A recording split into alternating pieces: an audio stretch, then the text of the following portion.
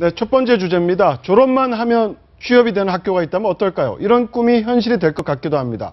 삼성과 현대차 등 대기업이 나서서 직업훈련학교를 만든다고 하는데 어떤 내용입니까? 실은 이제 어제 네. 민관 이제 최경환 부총리 주최로 청년 고용 종합 대책이 나오지 네. 않았습니까? 그래서 20만 개의 일자리를 창출하겠다. 이제 거기에 세부 내용 중에 하나가 약 2만 명 정도, 그러니까 2만 개의 일자리죠. 직업 훈련 학교를 이제 가동을 해서 여기에서 이제 청년들을 좀 훈련을 시키겠다는 취지가 있었는데. 예를 들면 삼성전자 학교, 현대차 학교 이런 게 그렇죠. 생긴다는 거죠? 그 이게 뭐지 할 텐데 우리 그동안 많이 했었던 17개 창조 경제 혁신센터 있지 않았습니까? 네. 바로 이곳을 직업 훈련의 장으로 이제 승화시키겠다. 그래서 말씀하신 것처럼 삼성 훈련 직업 훈련 학교, 뭐 현대차 훈련 학교 이런 식으로 아마 청년들을 그러니까 온더 잡 트레이닝을 좀 갖겠다. 이게 어제 하나의 취지로 나왔던 겁니다. 2만 명을 이렇게 학교에서 교육을 시키면 네. 어느 정도 취업이 되는 겁니까?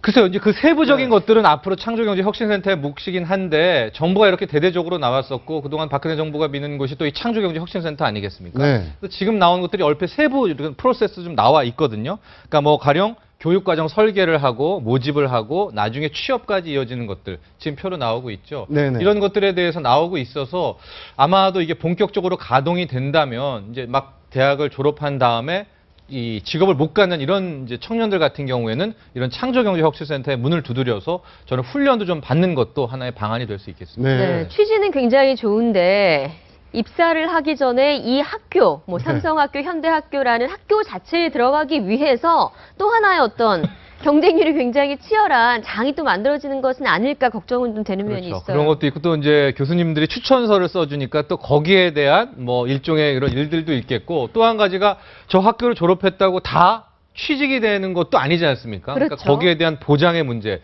이런 것들도 좀 대기업에서 이 민 쪽에서 좀 해주면 좋을 것 같은데 일단 나온 것들은 이 직업훈련학교를 통해서 한 2만 명 정도의 수급을 하겠다. 이게 어제 나온 이제 총괄적인 그림이라고 보시면 됩니다. 나름대로 노력을 하는 빛은 보이는데 네. 다만 네. 문제는 뭐냐면 그것은 기업이 말이죠. 그만큼 그 채용 인원을 늘릴 수 있어야 되는데 기업의 여력이 있어야 된다. 그렇죠. 그런데 저 직업 학교를 만들든 뭘 만들든 삼성이 이 여력이 더 생기지 않는다면 또 혹은 현대가 고용의 여력이 더 생기지 않는다면 결국은 다른 사람들 뽑을 걸 저 사람들 뽑는다는 말밖에 안 될 수도 있거든요. 네. 그래서 그런 점에서 뭐 저 삼성에는 맞춤형 인재를 만들 수 있을지는 모르지만은 전체적 취업 인구를 늘리는데 과연 도움이 될 것인가 이건 또 다시 한번 생각해봐야 될 문제 같습니다. 예. 예, 정부는 청년 실업이 그만큼 심각하다고 생각하고 어제 다양한 대책들을 내놓았습니다.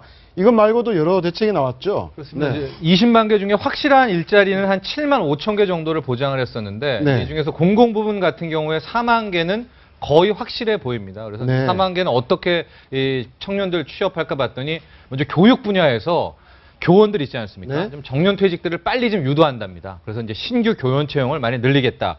그다음 이번 메르스 사태에서 봤듯이 보건 분야에 굉장히 인력이 부족하다는 것을 정부가 파악하고 이 TO를 굉장히 늘렸습니다. 네. 그러니까 보건 분야의 보갈 서비스도 굉장히 늘렸고 이제 또 한 가지가 공무원들은 최근에 시간 선택제를 운영하고 있지 않습니까? 네. 네. 이런 것들을 통한다면은 이제 비정규직이 아닌 정규직 형태의 시간 선택제 이게 한 4만 개 일자리를 2017년대까지 이 창출을 하겠다는 거기 때문에 아마 이거 4만 개, 그다음에 민간 부분에서의 3만 5천 개, 7만 5천 개 정도는 이제 2017년까지 거의 확정된 일자리이기 때문에 아마 숨통은 조금은 트이지 않을까 이런 기대를 가져봅니다. 네.